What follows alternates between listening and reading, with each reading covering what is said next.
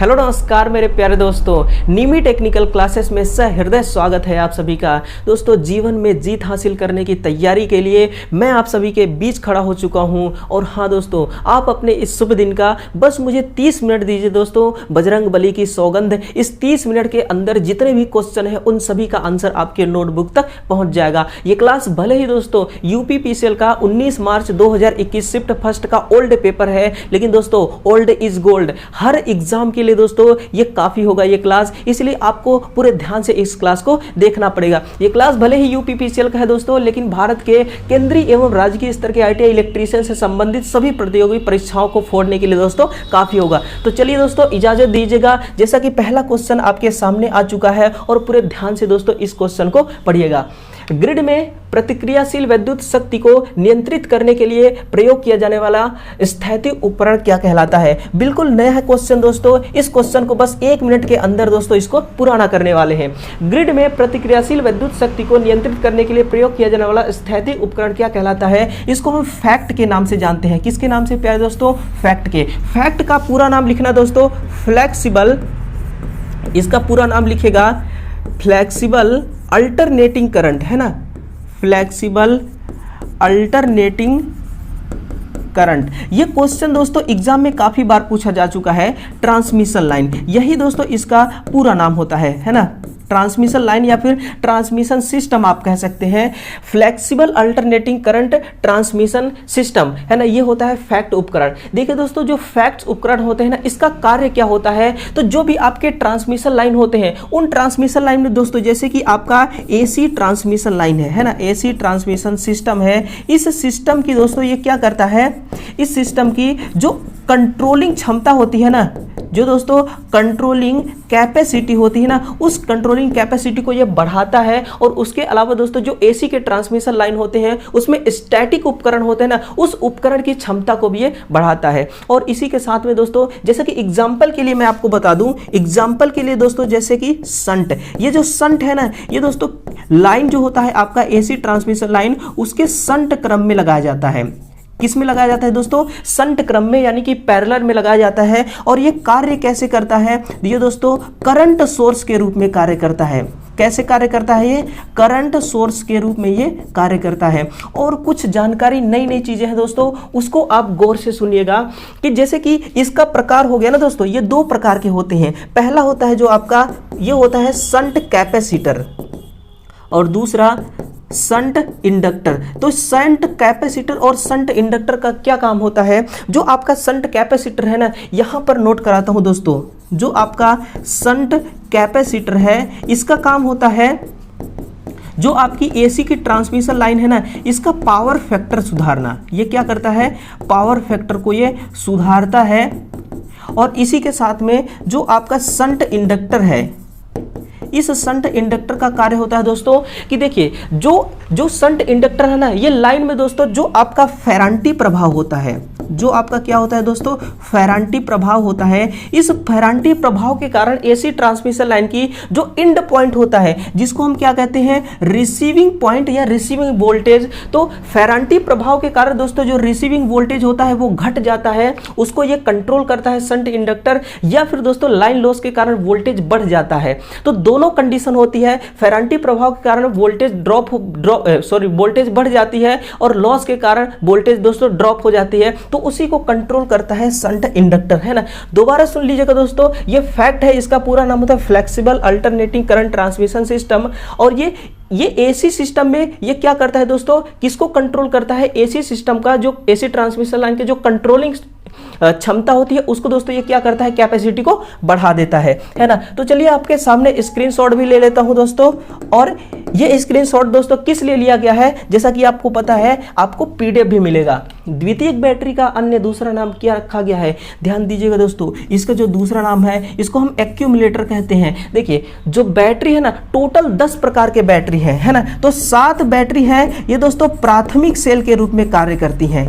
किसके रूप में? प्राथमिक सेल के रूप में। और इसमें से दोस्तों जो 3 है ये द्वितीयक सेल के रूप में काम करती है ना, द्वितीयक सेल के रूप में काम करती है। द्वितीयक सेल कौन कौन सी सेल होती है? तो देखिए, पहला होता है दोस्तों लेड एसिड बैटरी, जिसको लैब कहा जाता है। और दूसरा होता है निकल आयरन सेल, दूसरा कौन सा होता है निकल आयरन सेल, और तीसरा दोस्तों निकल कैडमियम सेल, है ना, निकल कैडमियम सेल। तो देखिएगा निकल आयरन, निकल कैडमियम और लेड एसिड बैटरी ये तीनों द्वितीयक सेल के प्रकार हैं, और दोस्तों 7 होते हैं जो ये प्राथमिक सेल के अंतर्गत आते हैं। लेकिन एक ऐसा सेल जिसका नाम है दोस्तों लिथियम, जिसका क्या नाम है लिथियम सेल, ये प्राथमिक सेल का ही प्रकार है। ये किसका सेल, कौन से सेल का प्रकार है, प्राथमिक सेल का प्रकार है। इसका यूज कहां पर करते हैं, जिस मोबाइल से आप अभी क्लास देख रहे हैं ना, उस मोबाइल के अंदर लिथियम सेल ही लगाया गया है, या फिर लैपटॉप से देख रहे हैं आप तो लैपटॉप के अंदर भी दोस्तों लिथियम सेल ही है।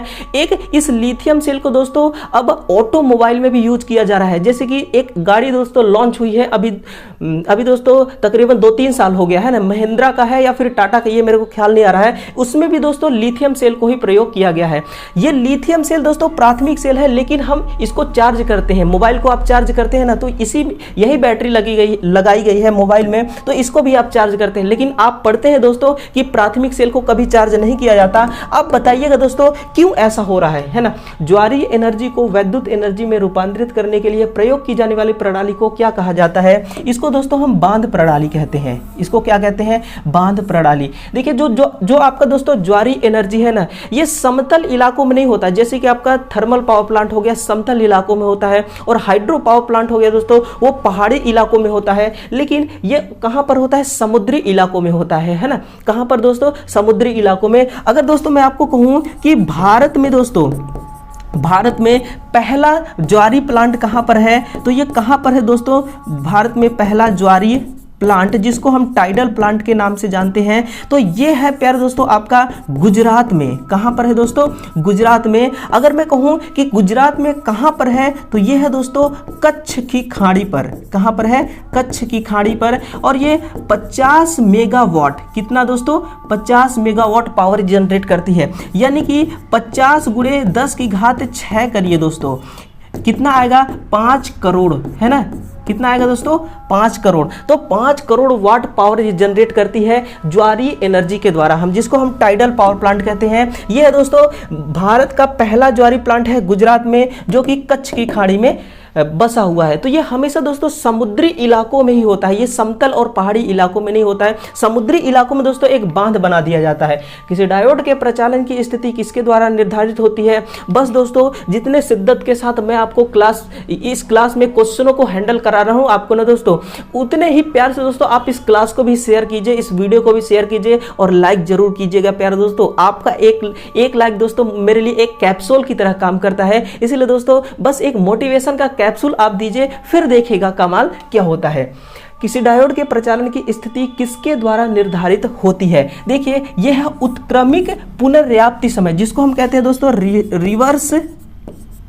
Reverse recovery time. इसको क्या कहा जाता है, रिवर्स रिकवरी टाइम। देखिए प्यारे दोस्तों किसी डायोड का रिवर्स रिकवरी टाइम क्या होता है, इसको ज्ञात करने का सूत्र क्या होता है, एक नई चीज आपके नोटबुक तक पहुंचा रहा हूं, देखिएगा।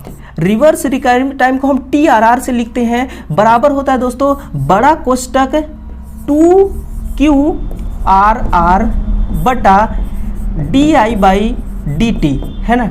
कोष्टक बंद कर दीजिए, 1/2। ये किसके लिए है दोस्तों, ये किसी डायोड का, है ना, किसी डायोड का रिवर्स रिकवरी टाइम ज्ञात करने का ये सूत्र है। ये दोस्तों केवल डायोड का ही रिवर्स रिकवरी टाइम नहीं ज्ञात करता, ये दोस्तों प्यार में धोखा खाए हुए इंसान का भी रिवर्स रिकवरी टाइम ज्ञात कर सकता है ना। जैसे कि देखिए जब किसी को धोखा मिला होता है ना, तो दोस्तों उसको रिकवर होने में बहुत टाइम लगता है ना। तो ये दोस्तों बहुत ही गजब का फॉर्मूला है, इसको आपको ध्यान से नोट करना है। और एक बात और आपको बता दूं दोस्तों, जो आपका डायोड होता है ना, डायोड को जब आप दोस्तों ऑफ कर देते हैं, डायोड को जब आप क्या कर देते हैं, बंद कर देते हैं, उस स्थिति में भी 1.5 माइक्रो सेकेंड, कितना 1.5 माइक्रो सेकेंड तक भी ये, हाँ माइक्रो सेकेंड तक भी ये दोस्तों क्या रहती है, ऑन रहती है। यानी कि डायोड को जब आप बंद कर देते हैं उस कंडीशन में भी 1.5 माइक्रो सेकेंड तक ये चालू रहती है। ये इस प्रकार की डायोड होती है। और इसका यूज कहां पर किया जाता है,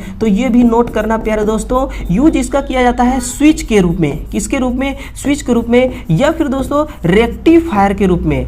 किसके रूप में? रेक्टिफायर के रूप में। जब दोस्तों ये रेक्टिफायर के रूप में काम करता है ना, तब स्विच के रूप में काम नहीं कर रहा होता है। फिर दोस्तों ये AC को DC में बदल रहा होता है। क्या करता है? ये AC को DC में बदल रहा होता है। तो ये रही दोस्तों डायोड की टोटल इन्फॉर्मेशन है। जिस उम्मीद से आप इस क्लास में आए हुए हैं ना, वो पूरा उम्मीद होगा दोस्तों, वो उस उम्मीद को मैं पूरा करूंगा आपका। यही मेरा कर्तव्य है और यही दोस्तों मेरा जिम्मेदारी है। बस एक लक्ष्य के साथ मैं आपके सामने आता हूं और उस लक्ष्य को जब तक कंप्लीट नहीं करता दोस्तों, तब तक मैं आपके सामने से दूर नहीं जाता, आपकी आंखों से ओझल नहीं होता। इसलिए आप भी मेरा पूरा सहयोग कीजिए, पूरा साथ दीजिएगा, पूरे क्लास तक आपको बने रहना है।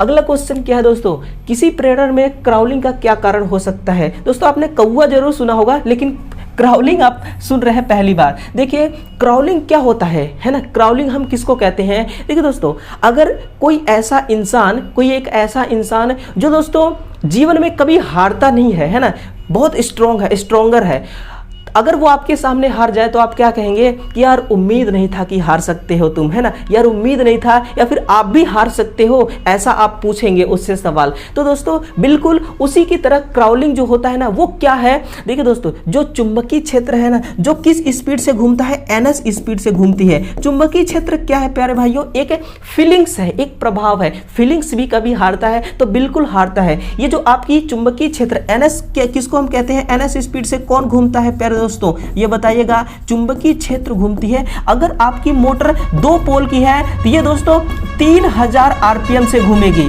अगर ये 4 पोल की है तब दोस्तों ये 1500 RPM पे घूमेगी। लेकिन दोस्तों ये 1500 या 3000 RPM से भी कम हो जाती है। उसका होने का वजह क्या है? तो होने का वजह है दोस्तों हार्मोनिक्स। क्या होता है? हार्मोनिक्स जो है ना, यही दोस्तों क्या कर देते हैं? ये इसकी RPM को घटा देते हैं। देखिए हार्मोनिक्स जो होते हैं ना, फिफ्थ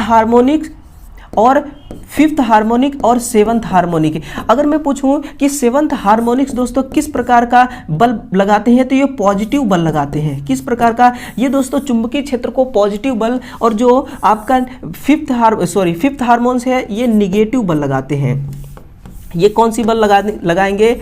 ये निगेटिव बल लगाते हैं, है ना, निगेटिव बल लगाएंगे। और फिर सेवंथ हार्मोन्स पॉजिटिव बल। यानी कि कहने का मतलब जो चुंबकीय क्षेत्र इस दिशा में घूम रही है ना दोस्तों, इस दिशा में, तो जो हार्मोन्स है ना वो इस दिशा में, अपोजिट दिशा में, यानी कि ये बल लगाएगा। इसी के कारण आपकी इसकी स्पीड जो है वो घट जाती है। और इसको ज्ञात करने का, यानी कि इसको हार्मोनिक्स का सूत्र क्या होता है? 180/H। ये क्या है दोस्तों? हार्मोनिक्स का सूत्र है ना। ये क्या है? हार्मोनिक्स को ज्ञात करने का ये क्या है? सूत्र है। ये 180 अंश कहां से आया? तो ये दोस्तों शॉर्ट पिच वाइंडिंग से आया। कहां से? शॉर्ट पिच वाइंडिंग से आया। जो आपकी शॉर्ट पिच वाइंडिंग होती है ना, इसी उद्देश्य से किया जाता है हार्मोनिक्स को समाप्त करने के लिए। और शॉर्ट पिच वाइंडिंग का मान होता है दोस्तों 180 डिग्री, है ना। केबलों के चालकों पर इंसुलेशन की मोटाई किस पर निर्भर करती है? ये करती है दोस्तों संचालन वोल्टता पर। यानी कि देखिए जो ओवरहेड ट्रांसमिशन लाइन होता है ना, आप देखिए दोस्तों, अगर आप कहीं पे बैठ के क्लास देख रहे हैं ना, अगर बाहर छत पे बैठ के देख रहे हैं तो आप नजर घुमाइए, एक नजर घुमाइए अपने आसपास। अगर कोई टावर लाइन दोस्तों निकली हुई है तो आप उसमें से देख पा रहे होंगे कि पतली सी एक नंगी तार है, उसमें से दोस्तों 400 वोल्टेज, यानी कि इतना हाई वोल्टेज को ट्रांसमिट किया जा रहा है। पता है क्यों? क्योंकि उसमें इंसुलेशन नहीं लगा हुआ है। इंसुलेशन, अगर दोस्तों इंसुलेशन उसमें लगा देंगे ना तो बहुत हाई ग्रेडिंग वाली इंसुलेशन लगाना पड़ेगा, क्योंकि 400 वोल्टेज को सहने की क्षमता भी तो उसके अंदर होना चाहिए। और इसीलिए दोस्तों पतले तार से भी ओवरहेड ट्रांसमिशन लाइन के द्वारा हम 400 वोल्टेज से भी अधिक वोल्टेज को ट्रांसमिट कर लेते हैं। लेकिन जो अंडरग्राउंडिंग, जो केबल के माध्यम से ट्रांसमिट करते हैं ना, तो केवल दोस्तों 66 किलो वोल्ट तक ही, यानी कि 66 से 132 किलो वोल्ट तक ही हम ट्रांसमिट कर पाते हैं, क्योंकि उस केबल में इंसुलेशन लगा होता है ना। इंसुलेशन दोस्तों आपको पता है ना किस पे निर्भर करता है? संचालित वोल्टता पर। बाकी केबल के माध्यम से प्रवाहित होने वाली इस पर दोस्तों नहीं ये निर्भर करता है। तो कंडक्टर जो है वो करंट पर निर्भर करती है, और दोस्तों वोल्टेज पर कौन करेगा? इंसुलेशन। भूमिगत केबल बिछाने के निम्नलिखित में से किस विधि का प्रयोग नहीं किया जाता है? दोस्तों इसका आंसर आप सुनेंगे ना तो बहुत आपको हंसी आएगी, बहुत आपको क्या आएगी? हंसी आएगी। आंसर क्या होगा इसका? न्यूरल नेटवर्क द्वारा बिछाना। नोट कीजिएगा दोस्तों, जो आपका न्यूरल नेटवर्क है ना, ये क्या चीज है ना। न्यूरल नेटवर्क हम किसको कहते हैं? तो न्यूरल नेटवर्क क्या बताता है? जो हमारे अंदर दोस्तों जैविक तंत्रिका तंत्र है, जो हमारे अंदर क्या है? जैविक तंत्रिका तंत्र है ना, जो हमारे अंदर जैविक तंत्रिका तंत्र है, इस तंत्रिका तंत्र की संरचना के बारे में ये जानकारी देती है। किसके बारे में? संरचना के बारे में ये नेटवर्क जानकारी देती है, जो आपका न्यूरल नेटवर्क है। यानी कि इसका काम क्या होता है, सुनना, ये क्या होते हैं दोस्तों कि जो न्यूट्रॉन्स के ग्रुप है ना, न्यूट्रॉन्स के ग्रुप है दोस्तों, ये जिसको आप न्यूरल नेटवर्क कह रहे हैं, ये जैविक तंत्रिका तंत्र के अंदर न्यूट्रॉन्स के दोस्तों ग्रुप होते हैं, वही नेटवर्क के बारे में न्यूरल नेटवर्क बता रही है। और इसका काम क्या होता है कि हमारे मस्तिष्क से ना ये दोस्तों क्या करती है, सिग्नल भेजती है चारों तरफ, हमारे मस्तिष्क से सिग्नल भेजती है चारों तरफ, वही न्यूरल नेटवर्क। जैसे कि दोस्तों नेटवर्क चारों तरफ फैला होता है ना, उसी प्रकार से मस्तिष्क भी चारों तरफ फैलाता है अपने सिग्नल्स को। यानी दोस्तों आप झूठ मत बोलना, आपसे एक बात कह रहा हूं कि अगर आप किसी सड़क से गुजर रहे हैं और सामने से बिल्कुल खूबसूरत सी प्यारी सी दोस्तों एक लड़की आ रही है, तो आपके मन में जरूर दोस्तों ये ख्याल आएगा कि काश ये लड़की मेरी गर्लफ्रेंड होती। बिल्कुल झूठ नहीं बोल रहा हूं मैं, बिल्कुल सही बोल रहा हूं। हर किसी के मन में आता है दोस्तों, है ना, कि काश ये लड़की मेरी गर्लफ्रेंड होती। तो वो जो सिग्नल आपके मन में आया ना, वो कहां से आया? वो आया प्यारे दोस्तों आपके दिमाग से। और वो दोस्तों कैसे कंट्रोल हो रहा है? न्यूरल नेटवर्क के द्वारा। तो न्यूरल नेटवर्क के द्वारा कभी भी आप अंडरग्राउंडिंग केबल नहीं बिछा सकते हैं, बाकी प्रणाली में सम्मिलित करके बिछाना। बिल्कुल दोस्तों, जैसे कि ये एक ट्रे है, ये क्या है? ये एक ट्रे है दोस्तों, और इस ट्रे में देखिएगा आर फेस जाएगी, और इसी में देखिएगा वाई फेस निकलेगी, और इसी में बी फेस निकलेगी। तो ये है दोस्तों आर वाई बी ट्रे के माध्यम से, यानी कि एक सम्मिलित करके, इकट्ठा करके आप केबलिंग करते हैं। सीधे सीधे भी बिछा सकते हैं, ठोस प्रणाली के द्वारा भी बिछा सकते हैं। ये सब के सब दोस्तों क्या है? बिछाने का तरीका है ना। किसी परिणामित्र की, कौन सा मित्र दोस्तों? परिणामित्र की कोर के पदार्थ के लिए स्थैतिक हानि कैसा होना चाहिए? ये बिल्कुल दोस्तों सकरा होना या छोटा होना चाहिए। कैसा दोस्तों?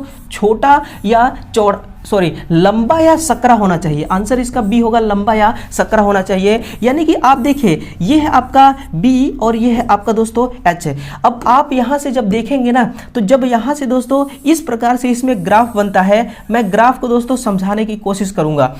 देखिए ये जो ग्राफ बना हुआ है ना, हम चाहते हैं ये वाली जो लाइन है दोस्तों, ये बहुत आगे तक जाए। ये किसको बताता है? ये दोस्तों सेचुरेशन को बताता है ना। अगर दोस्तों सेचुरेशन नहीं होगा जल्दी ट्रांसफार्मर का कोर, तो ये लाइन बहुत आगे तक जाएगी। तो ये कैसा है? ये लंबा है। और क्या बता रहा है यहाँ पर? सकरा होना चाहिए। इसी के साथ में यहाँ पर देखिए, ये जो आपको वक्र दिखाई दे रहा है ना, ये बहुत ही सकरा होना चाहिए। ये बहुत ही दोस्तों कैसा हो जाना चाहिए? पतला होना चाहिए। और ये कहाँ से पतला हमको मिलता है? जब सिलिकॉन मिला देते हैं, सिलिकॉन स्टील में मिला देते हैं। लाइटिंग डिजाइन करना के लिए निम्नलिखित में से क्या आवश्यक नहीं है? लैंप की मैन्युफैक्चरिंग डेटा सेट। अगर दोस्तों लैंप जो मैन्युफैक्चर किया गया है ना, आपको पता ही नहीं होगा कितने वॉट का लैंप है, कितने ल्यूमेन का प्रकाश निकाल रही है, तो आप क्या काम करेंगे? तो ये आपको जानकारी होना जरूरी है। यहां पर क्या बोला गया है? आवश्यक नहीं है। उस क्षेत्र का मापन जहां प्रकाश प्रदान किया जाना है ना। मान लीजिए दोस्तों, जिस कमरे में आप बैठ के देख रहे हैं क्लास में, वो 6x6 का कमरा है और आपने 5000 वाट का एलईडी बल्ब लगा के वहां पे लगा दिया, तो क्या ये आपने सही किया? नहीं ना। तो यही बोल रहा है कि क्षेत्र का मापन जहां प्रकाश प्रदान करना है, बिल्कुल करना जरूरी है दोस्तों। आप 5000 वाट आप बाहर लगाइए, किसी फील्ड में लगाइए, किसी प्लेग्राउंड पे लगाइए, आप 6x6 के कमरे 5 वाट का लैंप लगाइए। तो इसका भी दोस्तों ये भी जरूरी है। कृत्रिम क्षेत्र आवश्यक अध्ययन, इसका मतलब है कि आर्टिफिशियल क्षेत्र आपने खुद बनाया, 6x6 यानी 10x10 का एक आर्टिफिशियल कमरा बनाया, और उस कमरे में आपने दोस्तों ये अनुमान लगाया कि इसमें 9 वाट का हम बल्ब लगाएंगे। तो ये भी जरूरी है। उस क्षेत्र में कार्य करने वाले कर्मियों या व्यक्तियों का भार। मान लीजिए दोस्तों एक फील्ड है, एक क्या है, बहुत बड़ी फील्ड है, उसमें 10 व्यक्ति काम कर रहे हैं। किसी का वजन है 100 केजी, किसी का वजन है 50 केजी, कोई है 40 केजी का, कोई है 60 केजी का। तो इससे हमें क्या मतलब है? चाहे कोई एक ही केजी का हो, हमें लैंप के ऊपर उनको थोड़ी सबको बैठाना है। दोस्तों ये मायने नहीं रखता। उस क्षेत्र में कार्य करने वाले कर्मियों या व्यक्तियों का भार ये मायने नहीं रखता है ना, गणना, लाइटिंग की डिजाइन गणना करने के लिए। बिल्कुल दोस्तों अजीब सवाल था। वह मोटर जो एसी के साथ साथ डीसी की आपूर्ति पर भी चल सकती है, क्या कहलाती है? बताइए दोस्तों। इसको हम यूनिवर्सल मोटर कहते हैं। ये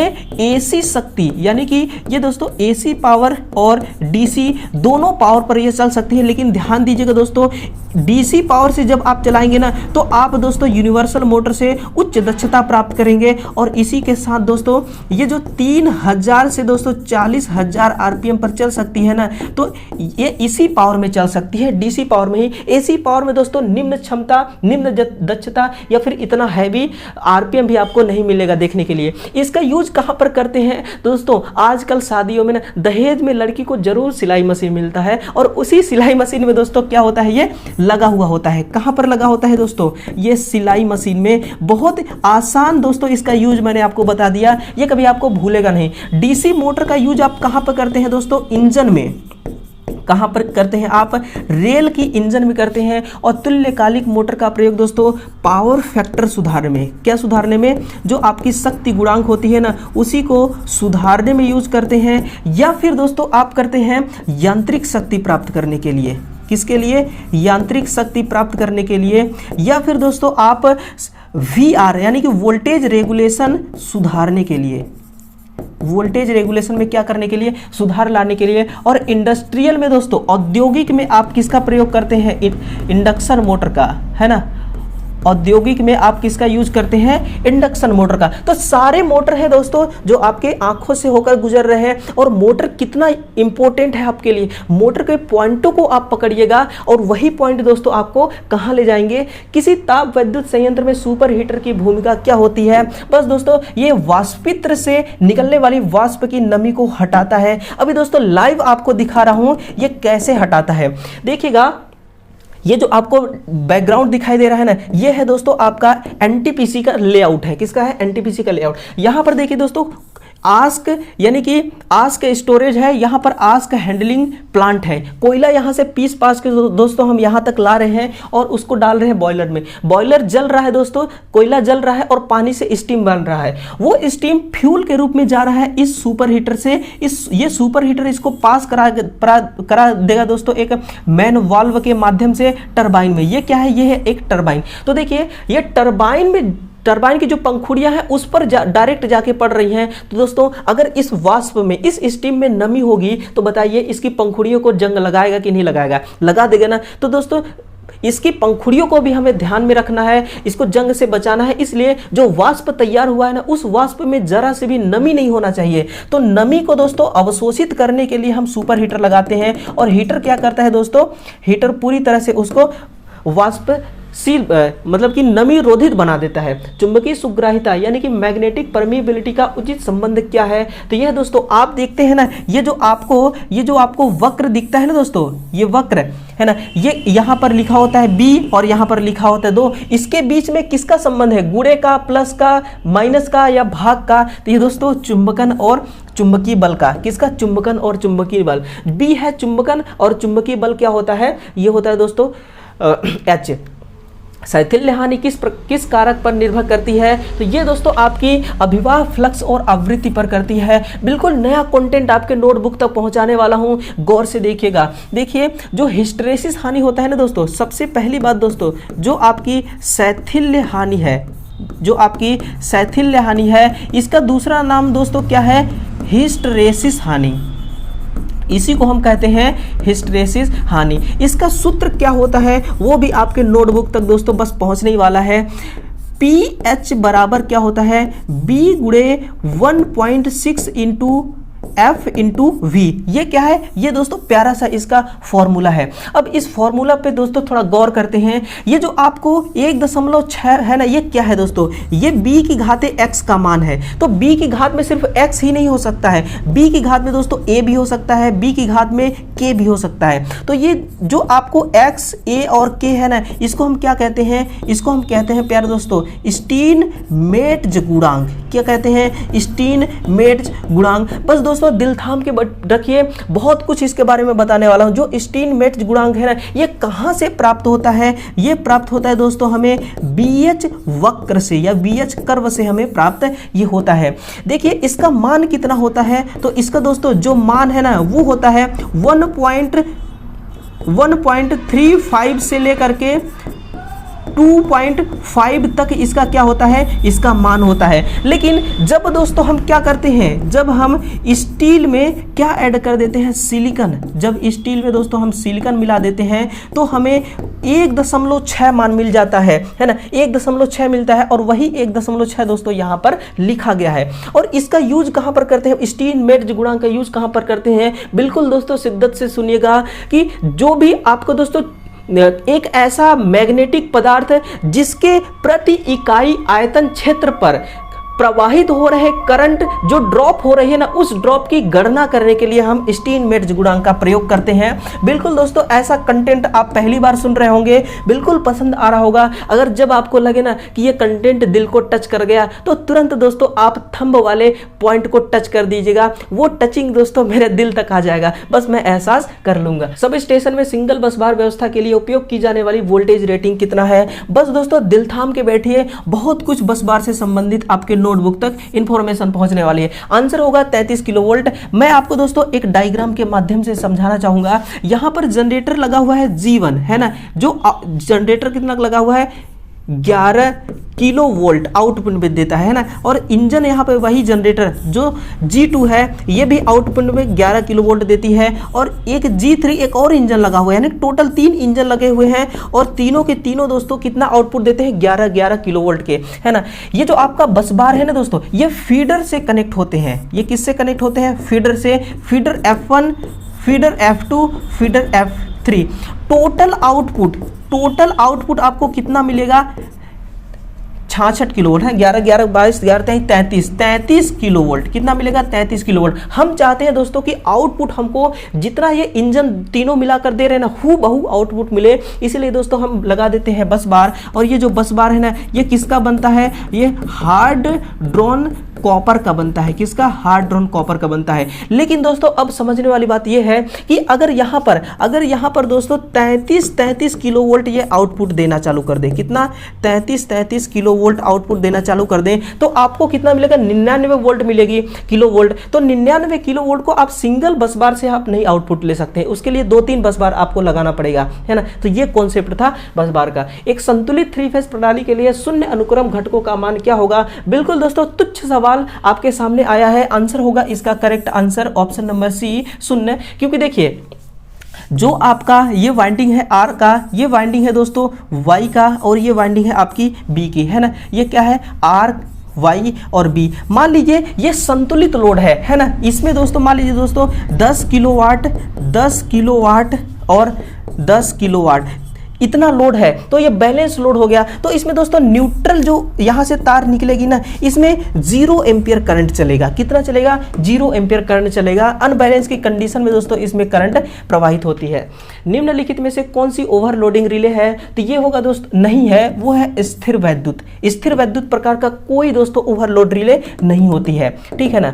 अगला क्वेश्चन देखिएगा, निम्नलिखित में से कौन सा वैद्युत संयंत्र अक्षय ऊर्जा का प्रकार नहीं है। पॉइंटों को दोस्तों जब आप समझेंगे ना तो हर एक पॉइंट आपके जहन में बैठ जाएगा। अक्षय का मतलब दोस्तों जो क्षय ना हो रहा हो, जिसको हम रिन्यूएबल सोर्स कहते हैं, रिन्यूएबल एनर्जी सोर्स। देखिए केमिकल प्लांट, एक बार केमिकल यूज कर लेंगे दोबारा यूज नहीं कर सकते हैं। आंसर हो गया दोस्तों गलत। एनटीपीसी है ना, एनपीसीआईएल में दोस्तों हम यूरेनियम का प्रयोग करते हैं। यूरेनियम को तोड़ करके आप एक बार एनर्जी निकाल लिए हीट के रूप में, फिर आप उसको यूज नहीं कर सकते। एनटीपीसी में कोयले को आप एक बार जला दिए और जलाकर आप दोस्तों बॉयलर को हीट कर दिए, स्टीम बना दिए, फिर आप कोयला को नहीं जला सकते, नहीं यूज कर सकते, है ना। चुंबकीय तरल गतिकी प्लांट, यही है दोस्तों आपका, ये क्या है, अक्षय ऊर्जा का प्रकार नहीं है। ये किसका है, नॉन रिन्यूएबल एनर्जी सोर्स है। बस दोस्तों यही आपको ध्यान में रखना है। हर यूनिट से क्वेश्चन आपको देखने को मिल रहा है ना। किस प्रकार के पारेषण लाइनों की प्रारंभिक लागत अधिक होती है, तो वो होता है दोस्तों आपका अंडरग्राउंडिंग ट्रांसमिशन लाइन के। अंडरग्राउंड ट्रांसमिशन लाइन के द्वारा दोस्तों देखिए 66 से लेकर के 132 किलो वोल्ट तक पावर को ट्रांसमिट किया जा रहा है। और देखिए कहीं कहीं पर दोस्तों आपको देखने को मिलेगा 765 किलो वोल्ट भी हम इसके द्वारा ट्रांसमिट कर ले रहे हैं अंडरग्राउंडिंग पारेषण लाइन के द्वारा। जो आपका SF6 केबल होता है ना, इस केबल के माध्यम से, किसके माध्यम से, SF6 cable, sulphur hexafluoride cable के माध्यम से 765 किलो वोल्ट को भी ट्रांसमिट किया जा सकता है। यदि सौर किरण बढ़ता है तो सोलर के लिए पावर आउटपुट कितना होगा दोस्तों, बढ़ेगा। क्योंकि ध्यान दीजिएगा ध्यान दीजिएगा, ये क्या है, ये एक प्लेट है, ये क्या है दोस्तों, एक पीवी सेल का प्लेट है ना। इस प्लेट पर देखिएगा जितना किरण की प्रकाश अधिक आएगी उतना ही दोस्तों इससे किरण की प्रकाश में क्या होता है, इसमें होता है दोस्तों फोटोन एनर्जी। इसमें क्या होता है, तो इसमें फोटोन एनर्जी होती है और यही फोटोन एनर्जी दोस्तों इलेक्ट्रॉन के एमिट करते हैं, यानी कि उत्सर्जित करते हैं। और वो इलेक्ट्रॉन जब गति करते हुए इस बैटरी की तरफ आएंगे दोस्तों, तो ये बैटरी क्या करेगा, उस वोल्टेज को ये स्टोर कर लेगा, है ना। तो जितना अधिक प्रकाश बढ़ेगी उतना ही अधिक दोस्तों आउटपुट मिलेगा। किसी एकल फेज इंडक्शन मोटर में शेडेड पोल वाइंडिंग का प्रयोग मोटर को किसके लिए सक्षम करने हेतु किया जाता है दोस्तों, स्वप्रवर्तन के लिए। किसके लिए, स्वप्रवर्तन, यानी कि सेल्फ स्टार्ट बनाने के लिए। देखिए सेल्फ स्टार्ट बनाने के लिए आप प्रतिरोध का भी प्रयोग करते हैं, इंडक्टर का भी, शेडिंग रिंग का भी। तो देखिए दोस्तों ये रहा टोटल 20 क्वेश्चन। अब बताइए दोस्तों टोटल सवालों का आंसर आपके नोटबुक तक पहुंच गया होगा, बहुत खुशी हुई होगी आपको। और जिस उम्मीद से आप इस क्लास में आए हैं ना, वो उम्मीद दोस्तों आपको पूरा होता हुआ नजर आ रहा होगा। तो इसी प्रकार से दोस्तों बस अपने जिंदगी में अपने सपनों के लिए लड़िए, है ना, अपने सपनों के लिए लड़िए, अपने सपनों के लिए संघर्ष करिए। कोई नहीं करेगा आपके सपनों को पूरा, कोई नहीं करेगा आपके सपनों को पूरा करने के लिए संघर्ष आपको खुद करना पड़ेगा, है ना दोस्तों। आपको अगर नंगे पांव चलना पड़े ना इस कामयाबी के रास्ते में, तो नंगे पांव चलने से भी दोस्तों कभी पीछे मत हटिएगा, है ना। कामयाब वही इंसान होता है जिसके अंदर, जिसके सीने में दोस्तों सपनों को पूरा करने की ललक होती है, और वो ललक दोस्तों आपके अंदर है, तभी तो आप इस फील्ड में अपना कदम रख चुके हैं, है ना। इस फील्ड में वही इंसान कदम रखता है जिसके अंदर सपनों को पूरा करने की जान होती है, सपनों को पूरा करने की चाहत होती है। चाहत आपका है, मोहब्बत आपका है, सपनों के प्रति प्रेम आपका है दोस्तों, स्ट्रगल भी आप ही का होना चाहिए। तो चलिए दोस्तों इसका अगला पार्ट लेकर मैं बहुत ही जल्द आ रहा हूं। आपको इस वीडियो को दूसरे विद्यार्थियों तक जरूर शेयर करना है, बस अपना दायित्व निभाते रहिए। मैं अपना कर्तव्य दोस्तों अपने स्टूडेंट, अपने प्यारे दोस्तों के प्रति बिल्कुल पूरे जी जान से निभाता रहूँगा, है ना। मेरा जो पैर है ना दोस्तों, इस पैर में बहुत बुरा मोच आया है ना। आज मैं छत से गिर गया था, बहुत बुरा मोच आया है, लेकिन एक मोच, सोचिए एक मोच आपकी क्लास को कैसे रोक सकता है ना। जब तक दोस्तों जिंदा रहूंगा मैं ना, तब तक आपके सामने मैं आप मुझे अपने सामने खड़े पाएंगे, ये मेरा वादा है आपसे, है ना। तो चलिए बहुत जल्द मिलते हैं नए सेशन के लिए, नए सेशन के नए क्वेश्चनों के साथ। तब तक के लिए दोस्तों आप सभी का अलविदा। Thank you, Ram Ram ji.